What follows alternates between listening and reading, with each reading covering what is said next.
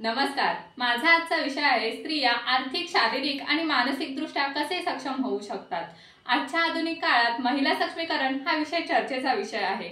आपल्या आदी ग्रंथांमध्ये स्त्रियांचे महत्त्व लक्षात घेऊन असे सांगण्यात आले आहे की यत्र नार्यस्तु पूज्यन्ते रमन्ते तत्र देवता, अर्थात जिथे स्त्रियांची पूजा केली जाते तिथे देवता वास करतात। पण गंमत पहा, स्त्रीमध्ये एवढी शक्ती असूनही तिच्या सक्षमीकरणाची नितांत गरज आहे।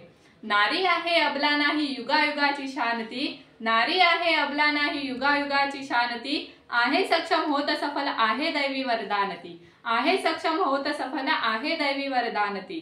भारत समाज आणि कुटुंबाच्या उज्ज्वल भविष्यासाठी महिला सक्षमीकरणाची गरज आहे। महिला सक्षमीकरण महिलांना त्यांच्या वैयक्तिक विकासासाठी तसेच सामाजिक विकासासाठी स्वतःचे निर्णय घेण्याचे अधिकार देते। महिला हा समाजाचा कणा आहे, म्हणूनच बालपणापासून त्यांचे शिक्षण होणे महत्त्वाचे आहे। महिलांच्या प्रगतीपुढे असंख्य अडथळे येण्याचे कारण कुठेतरी सामाजिक दृष्ट्या जाणीवपूर्वक किंवा नकळतपणे जबाबदार आहेत। अनेक गावांमध्ये मुलींना शिक्षणाची सुविधा दिली जात नाही। महिलांना कमी शिक्षण दिले जात असल्यामुळे किंवा शिक्षण नसल्यामुळे त्यांना चांगल्या नोकऱ्या मिळत नाहीत। त्यामुळे त्यांना एकतर घरीच राहावे लागते किंवा कमी पगाराची नोकरी करावी लागते।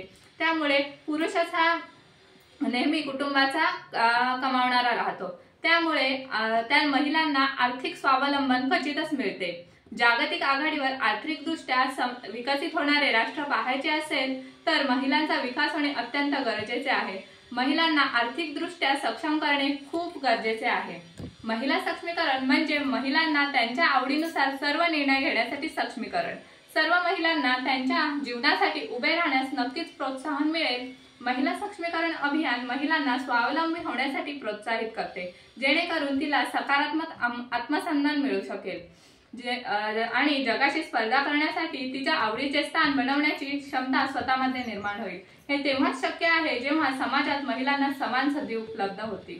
प्राचीन काळापासून समाजात स्त्रियांना खूप त्रास होत आहे। त्यांच्या शिक्षणाचा आणि स्वावलंबी होण्याचा समान अधिकार दिला गेला नाही। ते फक्त घरच्या कामांपुरतेच मर्यादित होते।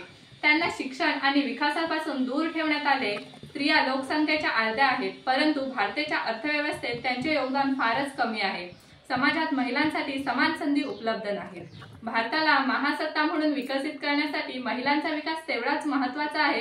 तिला स्वतःचा विकास करण्याची संधी देण्यास प्राधान्य दिले पाहिजे। ते साध्य करण्यासाठी आपण प्रामुख्याने मुलींच्या शिक्षणावर भर दिला पाहिजे। महिलांच्या सक्षमीकरणासाठी संपूर्ण देशातून बालविवाह आणि हुंडाप्रथा दूर करणे महत्त्वाचे आहे, जेणेकरून त्यांना समान संधी मिळू शकतील आणि स्वतः विकसित होऊ शकतील।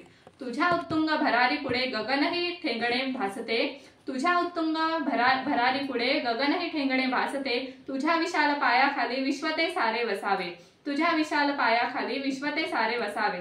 धन्यवाद।